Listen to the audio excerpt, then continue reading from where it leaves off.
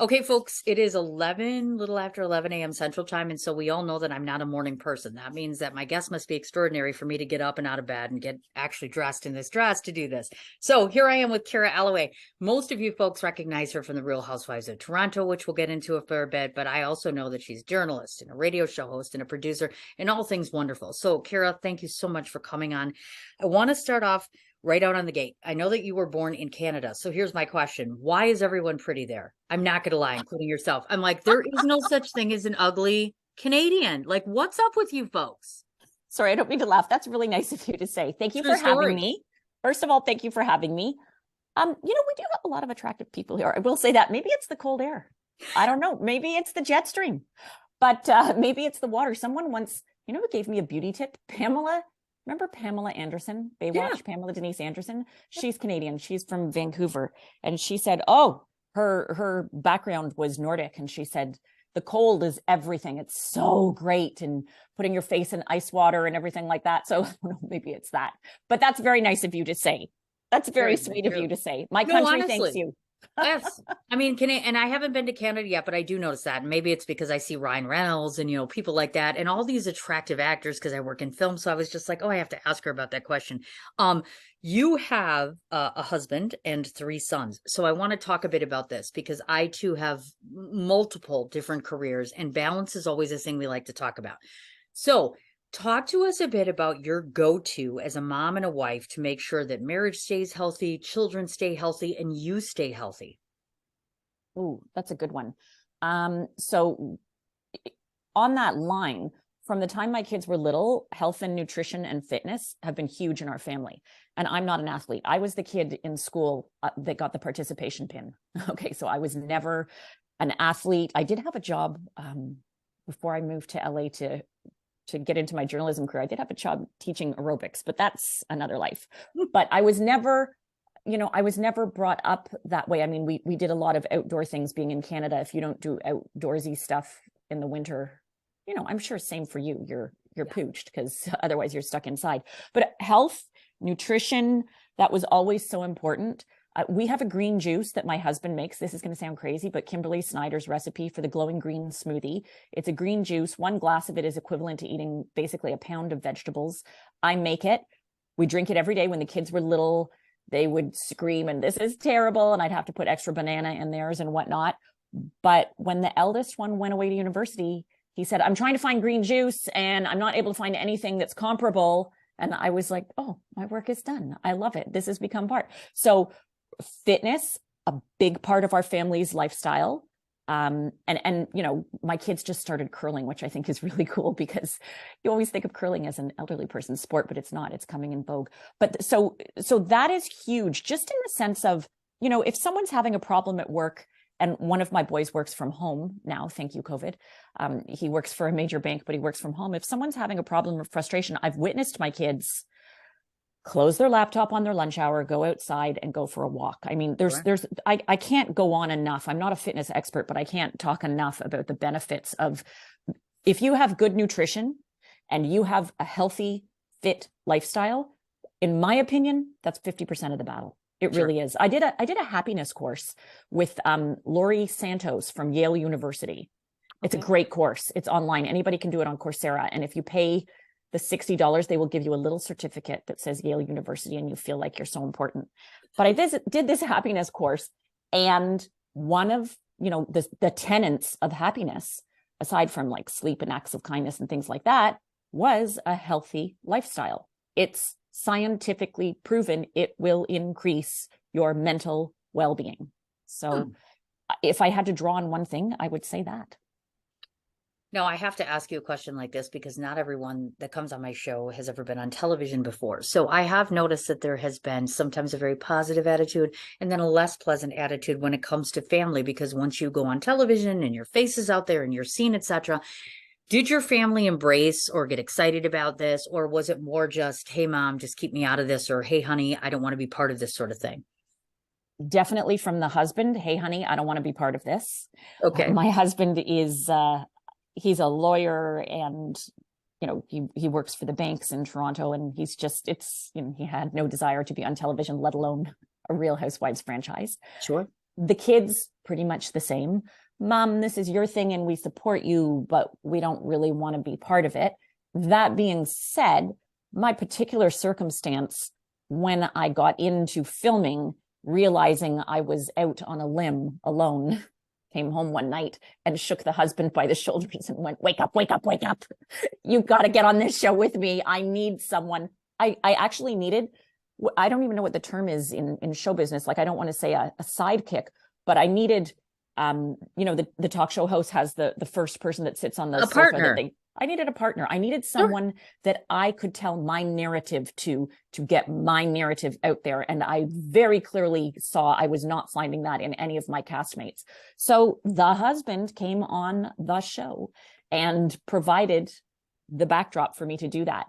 The kids made little guest appearances. It really wasn't their thing. Interestingly enough, my youngest was a union member of ACTRA. That's our union up here for actors. Right. He did voice work and commercial stuff, but he had no interest in participating in this particular I hear franchise. You. And since we're on the Housewives, let's talk about that a little bit. First off, I'd like you to tell my audience, from that experience, tell me one thing you walked away that you're incredibly proud of that stemmed from being on the Housewives, and then something, if you could go back and change, you would. Well, I'd probably say kudos to my mother for raising an independent thinker, and I didn't lose that. I maintained that throughout. And in my novel, it's reflected that the independent thinkers in life, those who have a high emotional intelligence, don't necessarily have an easy road, but play such a necessary role in our society. So I am very proud that I maintained that throughout. And the second question was, what is something that I'm not so happy about? Meaning, if you could go back and change and say, oh. You know what, I shouldn't have done that. Kara, why do you take yourself so seriously? Get over yourself. Come on. It's a show. Like, seriously, do you have to die on that hill all the time? What is your problem? Now, for those, including myself, sad to say, because I'll be watching it for the first time soon, tell everyone a bit about, I mean, all the Real Housewives are different franchises. You know, obviously they involve different people, different lives, etc. So to the novice or someone first watching it, is there anything you would say to me in terms of, okay, my show is about this? Meaning, how do you distinguish the Toronto girls from everyone else, just before we get a bird's eye view by watching? Great question. So the Toronto show, first of all, was done by, a lot of the franchise are done by different production companies. Some production companies do more than one. And that's key. Who the production company is key. So for example, I think it's Shed Media is doing Salt Lake City. And in my opinion, they're just killing it. They're doing such a good job. Alex Baskin and Evolution did Beverly Hills. Fantastic. Mm-hmm. Truly Original does Dubai. At first I wasn't sure. Then I loved it. Me too. Great job. Great job, Truly Original. So my production company was a Canadian production company. Previously, they had done Housewives of Vancouver for 2 seasons. They did The Bachelorette. And how you're editing and running a Housewives franchise is very different than how you're going to edit and run a show, for example, like The Bachelorette or The Bachelor. You know, in those kinds of shows, you're looking for a 1 season. You don't care what happens to the bachelorettes on the show, right? You can throw them under the bus as much as you like, because there you go, coming back next season, unless they're the bachelorette. And in that case, you're not throwing them under the bus, especially. So I think that they lost a little sight of that on Housewives, specifically with my character, in the sense that they gave me nowhere to go. It's funny, the gentleman, Seth Meyers, who does, I think he does The Late Show now. Yeah, he does. He actually did a little bit about Toronto Housewives and said, Toronto Housewives was canceled after 1 season, too much saying, sorry, sorry, sorry, sorry, as is the cliche with Canadians. And I laughed and I said, yeah, everybody was saying sorry except me. Sure. Although I did call the show the Kara Alloway Apology Tour, because I felt at every turn production was coming to me saying, okay, we're going to need you to apologize here. Okay, we're going to need you to make an apology here. And I can remember going, why? And they said, because like, we need to be able to have you interact with these people. And if you don't apologize, they won't interact with you again. So that harkens back to, Kara, why do you have to die on this hill? Get over yourself. But so, you know, what distinguishes it? I think it was a hard cast. It was really hard casting for them because Toronto is very conservative. They had a hard time finding participants, lots of skeletons in the closet, or just people that, you know, really didn't want to share their stories. Fair enough. They private people didn't want to share their stories. Oh, you bet. So what ended up happening with the Toronto franchise was they cast 3 friends, which to me that was the end of it. You're casting 3 friends, and no matter what happens, those 3 friends are going to stick together. Nobody is turning on anybody within that pre-existing friend group that I think had been friends for, I want to say, well over 10 years. So that might as well have been one person, if that makes any sense. It sure does. Oh, you betcha. And of course, the show was on in 2017, and here we are 6 years later. And so I want to talk a bit about some of the things that have been going on before we get to the bark. First off, you and I share a similarity in that you've also been a radio show host. Instead, you're more on the fashion and beauty side of things.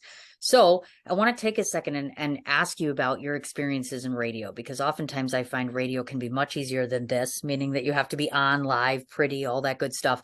So talk to me a bit about your accomplishments on radio, meaning if I were to say to you, I know you've been in print as far as magazine and you've been in radio over here. Tell me a bit about where you feel you flourish more. And then second of all, tell me about, in terms of the fashion world, what catches your fancy? Meaning if you look at somebody, because we just had all those award shows and stuff, like what to you means beauty and fashion? So in radio, I would say what I am most proud of accomplishing, I had a daily fashion and beauty radio show.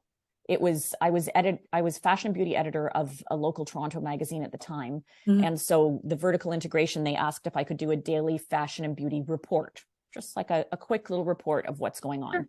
And it was very challenging because I had 60 seconds a day. So make a report in 60 seconds and have content to it. Oh God.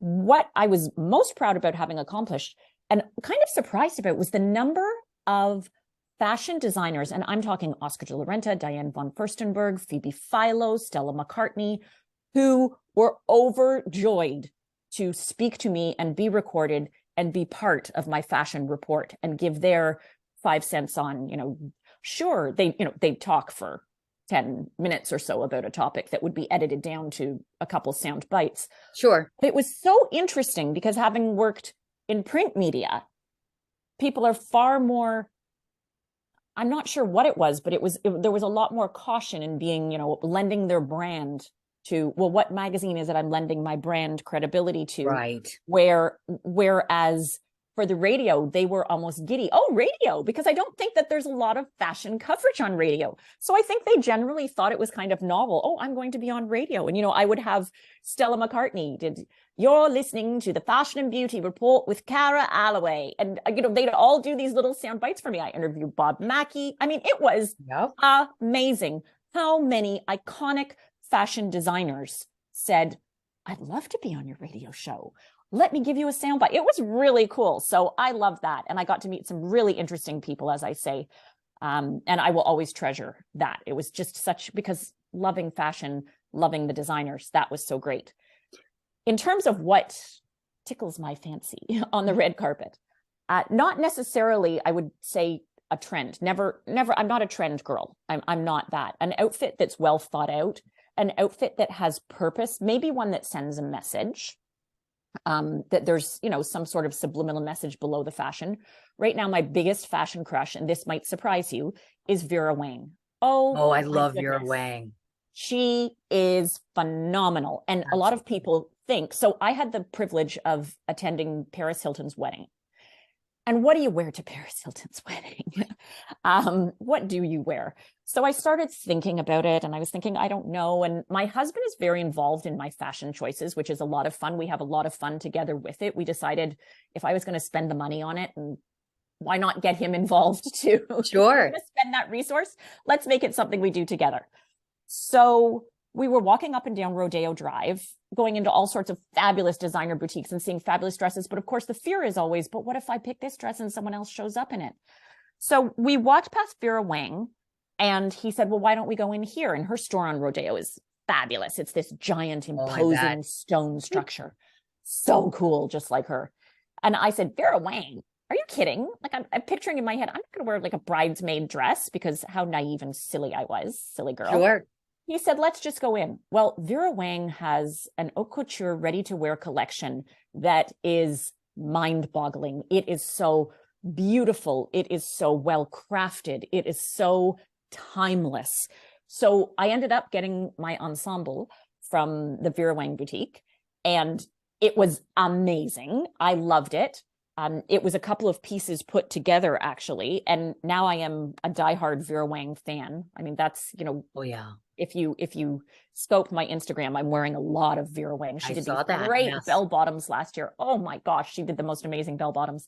But yeah, that's what I'm crushing on right now. And so I'm not sure if I've answered your question about in Oh terms of what I yeah. like on the red carpet, but I like thought behind an outfit, and I don't like, something. I mean, the stylists are incredibly talented. There's some amazing stylists, Oh but yeah. I like to see, maybe if you think the celebrity, like along the lines of Kate Blanchett or someone like that, who has had a hand in picking out what they're wearing. They've had a part in that, as opposed to just having a stylist go, here, wear this. Absolutely, you bet. I actually have two Vera Wang outfits and I adore both of them. They were reasonably priced, they're very comfortable, and they're very chic. I mean, she's just absolutely lovely. So my Let me next tell you one, something. She does a line at Kohl's, Kohls. really, Yes, she does. So, hey, this is a shout out for Vera. You don't have to we go to love her you, Rodeo Vera. Drive boutique. There Go you to go. Kohl's. Go Yes, online. Order Vera Wang. absolutely. And Vera, if you're listening at some point, I would We definitely love like to you. have you on the show as well. That would be lovely. But since you brought the topic up, because I know, of course, the people that watch my show, of course, watch Real Housewives, which means I always have to get that little celebrity thing. So, two celebrities that I come to mind. I know that I saw the picture that you had spent the evening with Kathy Hilton, and I feel bad for Kathy Hilton. I feel like there's a lot of negativity that's been surrounding her, etc. And from what I can see, she looks like a lovely person. So, can you tell us anything about Kathy Hilton? Kathy Hilton has been my friend for, well, I don't want to age myself or Mrs. H, but Kathy Hilton has been my friend for over 27 years. My son is named Baron. My eldest son is Baron because when I was younger and Kathy had her son Baron, I loved that name. And I said, oh, one day I'm going to have a boy and I'm going to name him Baron. And then I did. But yeah, we've been friends for a long time. She started out as a client of mine when I was a private party coordinator at a restaurant in Beverly Hills. And Okay. she would have great, great parties there, luncheons and whatnot. It was sort of a ladies who lunch restaurant, but she was always such a funny. I mean, if someone said describe Kathy Hilton, the first word that always came to mind was so funny and entertaining. And I can remember people saying, oh, that's strange. I don't think of her that way. But then she went on Housewives, and I loved that the world got to see her comedic side, because she is the new generation Lucille Ball. I mean, Kathy is, if there is a situation, Kathy's in that situation. She is, remember that famous Lucille Ball where they're at the chocolate factory, Lucy and Ethel, and they're eating the, that's Yes. Kathy all over. So Oh, she gosh. is a great person. Don't feel sorry for her. You don't need to feel sorry for her. I mean, she feels deeply. You want to talk about someone who's emotionally intelligent. She is off the charts emotionally I intelligent. So she bet. does feel deeply. She is an incredible person. Am I gushing enough? I can't say enough about her. You have friends, Please. and you get, she is what I would call a spoke in my wheel. She has helped me rotate to be where I am today. And she is such a selfless person. She will give so much. Her friends, who are her real friends, know her and love her for that, for her selflessness. Her husband adores her. You don't stay married for as long as she and Rick has been married in Hollywood without Right. being super special people. And I love her. I love the family. The family's so generous. When I lived in LA, and I was like basically an LA orphan, because, it would be American Thanksgiving, not Canadian Thanksgiving. The Hiltons always made sure I had a place to go. The Hiltons always made sure I had somewhere to be for the 4th of July parties. The Hiltons always looked after me. I ended up working for Kathy. She had a great store. Oh, she's such a saleswoman. She had a store on Sunset called The Staircase, and she could sell ice to an Eskimo, as that expression goes. She made me want to spend my money, and here I was like an employee. Oh, I wanted to spend my money buying stuff from The Staircase because she made me go, I need this. I want to have this. It's so great. So Wonderful. I can't say enough about her. Don't cry for her. Kathy Hilton has so many lives left in her. She is going to surprise everybody and come back with something big. I know. That's awesome and wonderful to hear. That's why we support the Hilton hotels. And I'm throwing that out there because I just covered a grand opening or a reopening for one of them. Absolutely fabulous. Class act all the way around. Absolutely. So shout out to the Hilton hotels and Kathy Hilton, of course. And recently, also another person I want to mention, please check out Brandy Glanville's podcast. I have not had a chance to listen yet. I know recently that you were a guest on her show. So question for you in regards to that. When you are going on a fellow housewives show, is it a bit different? I know that might sound like a silly question, but it's not, because like most of us, if I go on another journalist show, I'm incredibly nervous. It's one of my colleagues. It makes me a little frightful, so to speak. So what was that experience like? Oh, it was great. Brandy's a lot of fun. She's another. I gravitate towards highly emotionally intelligent women who are independent thinkers, and that's exactly what she is. And she was lovely. She was all, there to support my book and let's talk about Most Hated and what are we going to say about it. And she was just, I can't say enough about her. She's great. She has some distinct opinions, but like, where did we come from that we can't share our opinions, Right? as women with each other? Why did that all of a sudden become such a horrible thing? Why are we punishing one another for that? I mean, that's just ridiculous. But she was lovely, a gracious host, funny. She's a mom of boys too. We gelled right away. I enjoyed that. It was a very enjoyable experience. And we were able to, bond over the haters and bond over some of the housewives incidents and things like that. And, oh, remember when this happened? Did this happen to you? And, oh, we didn't do that, but we did this. So that was a lot of fun. Very, very nice. So please support Brandy Glanville as well. Before we get to the book, I have a question for you. I have to ask, you are just so delightful on so many levels, because I read that you actually were in a music video about yourself. So you have to talk about this. How cool is that? I don't even think I could do that. I'm like, I don't even want to look at myself. And I'm like, oh, how cool is that? You're in a music video about yourself. So a friend of my son's wrote a song. He wrote like rap songs and whatnot. And he wrote a song while I was doing Housewives. And he said, I've written this song and it's called Real, can I say ass? It's called Real Ass Housewife. Sorry. Beep. Real beep housewife. And it was about my time on Housewives and, some of the stuff that we did and whatnot, but really just a very tongue-in-cheek, sort of like an Al Yankovic spoof song about Housewives, making fun of myself and making fun of the whole housewife genre. Sure. And so what happened was, I said, you know what? There was a program in Toronto that was mentoring young people who were not candidates for college or university, but who wanted to go into the arts. So I went to the man who had written the song, the young gentleman, and I said, would you like to take your song and work with these people, and we can work together and make a music video, and then we'll sell Real Ass Housewife t-shirts and we'll raise money for the program. Sure. And he was all in. So he was affiliated already with a film company. So that film company mentored the young people in this inner city program, and we all worked together and we filmed for 2 days making the video, and it's fun. And I had people saying, oh, this is a terrible song. And I was like, no, it's not supposed to be a good song. I don't sing it. The young man raps it, and it's a spoof song, and it's fun. And we had a ton of fun making it. How cool is that? Okay. So tell me a bit about, I'm an author myself, so I know what goes into the work of actually creating a book. Your book is called Most Hated, and it's due for release, or its debut release, in May of 2023. So talk to me a bit about process in terms of sitting down, determining to do this book. How long did it take you? And more importantly, did you ever have reservations about what you were writing about? Because of course we all want audience approval, and sometimes that can be tough depending on subject matter. Mm-hmm.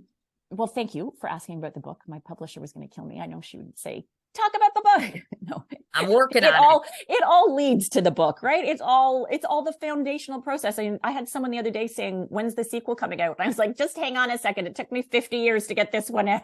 Oh, wow. Let's deal with Most Hated first. Absolutely. I always knew I had a book inside me. I always knew I was going to write a book dealing with female relationships. I come from a family of girls. I have mostly female cousins. I went to an all-girls school. So I knew there was a book in me about female relationships because they have always fascinated me. I have experienced them. I have lived them. I didn't know what the backdrop was and what the backdrop was going to look like. Maybe it would take place in a private girls' school. I didn't know. Sure. Then I did the season of Housewives, and I knew I had found my backdrop. And that is what Most Hated is. It is a book that deals with female interpersonal relationships set on the backdrop of a reality television show, because I think it is a great backdrop to talk about this. And it deals with a lot of what I am calling internalized female misogyny. Okay. So, as women, and here it comes, opening my umbrella to shield me from the hailstorm. As women, 100% we're all part of the sisterhood. And I consider myself a second generation feminist. I am all about women. I support women. I support women's causes. I am all for that. But sometimes, and people have referred to this as, friendly fire, and Kara, knock it off, and you can't knock the sisterhood. But sometimes the sisterhood might need to tweak and make some changes in order to get better for future generations. And as someone who has been raised as an independent thinker, I am calling out the sisterhood, myself included.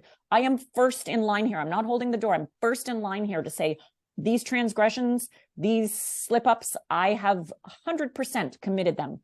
So what I deal with within the context of the book is how women relate to one another, and how sometimes, when it starts at, so let me explain this. In researching the characterization for this book, I read a non-fiction book by a very brilliant author, Dr. Phyllis Chesler. Props to Dr. Phyllis Chesler. I thank her in the end of my book. Her book is called, she's written many books, but this particular book is Woman's Inhumanity to Woman. Gotcha. And in it, she speaks about this internalized, I think she calls it misplaced female misogyny. And when I was reading it, the light bulbs were going off in my head. And I was like, oh my gosh, I get it now. I get it. And I think this should be required reading for every 16-year-old. So in Most Hated, we have 6 women. And, when you're in a group of women, no matter what you do, we are tribal by nature. You're going to be a tribe. There is going to be a pecking order. There is going to be a tribal leader. And heaven help you if you are an independent thinker that doesn't adhere to the way the tribe thinks. Sure. So this, according to Dr. Chesler's research, starts at age 8 in the playground with little girls. And the ones calling out the independent thinkers are not the little boys. No. It's the other little girls who are saying, well, you're not gelling with what I'm saying, so therefore I'm going to have to show a little bit of aggression towards you. But little boys, well, they tussle and they wrestle when they disagree with another little boy. Little girls aren't supposed to behave that way. So how do little girls deal with this aggression? Gossiping, shunning, outcasting. And it starts, which blew my mind, but I find that anyone who's listening to this can say that's crazy, but at the same time I can relate. It starts at age 8 in the playground. That's when it starts. And that's where we have to go and nip it in the bud. Someone said to me, if you could have a cause, what would your cause be? What do you think it would be? And I said, you know what? We've managed to eliminate many toxic words from our vocabulary in this day and age. I would love it if we could make it that gossip, which has been around since, the early monks, it's been around forever. So it's a big, lofty goal. But if we could make it that when someone starts to gossip to you about someone else, you shut it down. And if we could get in there and tell these 8-year-old girls, no, we're not gossiping. You have a problem with someone else. And as women, we tend not to ask other women what it is we want from them. Sure. We don't do that enough. So we don't understand how to deal with our aggression, first of all. And I'm not saying we should be physically aggressive, but if you have a problem with someone, take your problem to that person. Don't take it to a third party. But also, I find as women, oh, wait, I just totally lost my train of thought here. I was talking about women and aggression. Sorry. I see how I get, what I do? I get so worked up about this and so passionate about it. But yeah, so we need to not be aggressive to one another. We need to go and stop with the shunning, stop with the gossiping, herald the independent thinkers. Thank you for being an independent thinker. I recognize that and I applaud that. You can think that way. I can think this way. I don't have to like you or love you, but I will respect you and I will respect what it is that you're doing. And I will respect your process and how you arrived at that process. And so my book is light. My book is a beach read. It's a fun book. It's a fun story. It's laugh out loud fun. A lot of people reading it have said 2 things that I absolutely love. They've laughed out loud, and also they've said, I'm dying for this book to come out because I need to talk about it with someone else. And that is so great for me because I said, yes, just like reality television, I think I've captured that, because that's what you want to do when you watch reality television. You want to call up your friend and go, did you see what she did last night on that show? So I've captured that. So my book is light. It's a light read, but at the same time, there are layers to it. And in those layers, I delve into this, and I delve into these female relationships, and I delve into how we show aggression to one another. And it needs to be addressed. It really does. Do you think it's fair to say that in some ways, maybe your book is kind of a playbook of sorts for other women to kind of read and say, hey, maybe when I walk away from this, I should reflect on my own personal relationships and kind of maybe move forward in a more positive light? So maybe you're actually helping to effectuate healthier relationships. Wouldn't that be great? Wouldn't I would that be hope. amazing? If that came out of this book, that's a win for me. That would definitely be a win for me. Somebody else, another reviewer, because I've had some early reviews and from the advanced reader copies said, and I loved this. She said, it really spoke to me about what we project vis-a-vis, so how the world sees us vis-a-vis how we think the world sees us. So what we're projecting vis-a-vis who we really are, and how do we let people see who we really are, and how do we play that out? I really like that. I was like, good, cool. Very nice. Now, because I know you own a production company, the logical question to ask is, most hated, will it become a film project?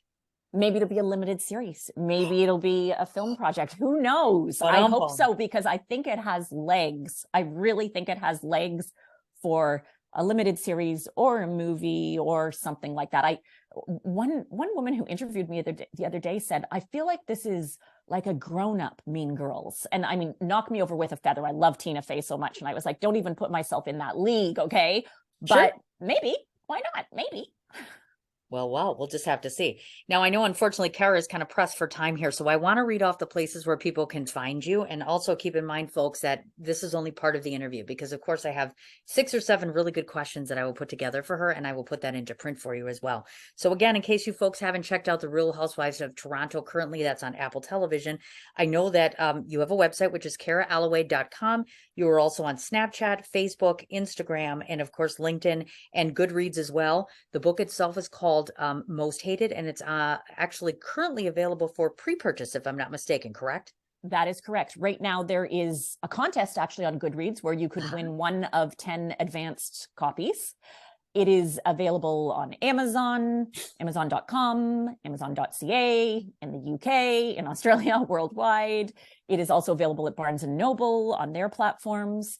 And if you go to karaalloway.com, the opening page there, you can click a link and it will take you to order here if you live here, order here if you live here. So that's a good way to find it too. But yes, Most Hated. Obviously, yes. And any other places where people can find you on social media or otherwise, any public appearance, anywhere in the near future you'll be? Well, I'm about to start a book tour. The book release is May 30th. Right. So after May 30th, I'm going on a book tour that does include many cities in the United States and some independent bookstores, which I love, yay, as well as some of the bigger ones. And my social media, my Instagram is at Kara Alloway. And I always say, reach out and talk to me. I'm a storyteller by nature. I love when people connect with me. I love to hear stories. I am so eager to hear the reviews, the good ones as well as the bad ones. I got my first bad review the other day. Somebody said, oh, this book didn't speak to me at all. And I sort of went, okay, that's fair. I get it. I have read books where I have, not been able to finish them and said, this book did not speak to me. Sure. I love connecting. I think it's because, like yourself, I'm a communicator. So I love to hear from people and to connect. So Absolutely. At Kara Alloway on Instagram, at Kara Alloway on Twitter, Kara Alloway Official on Facebook, and karaalloway.com. Look at that. She just read them all off for me. Thank you so much for that. I don't want to forget to mention Sasha Stoltz. Without her, I would not have the lovely Kara on my show. So thank you so much, Sasha, for Yay, Sasha. allowing this to happen. Let me just stop. Thank you so much, everybody, for watching, by the way.